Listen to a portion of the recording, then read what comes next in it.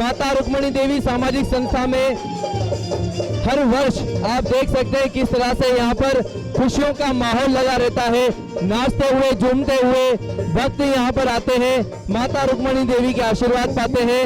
16 सोमवार के वो उपवास जो यहाँ पर हर वर्ष किए जाते हैं भगवान भोलेनाथ जी के, और भगवान भोलेनाथ जी के यहाँ पर आशीर्वाद लिए जाते हैं। आप देख सकते हैं किस तरह से भगवान भोलेनाथ जी के यहाँ पर 16 सोमवार के ये उपवास किए जा रहे हैं।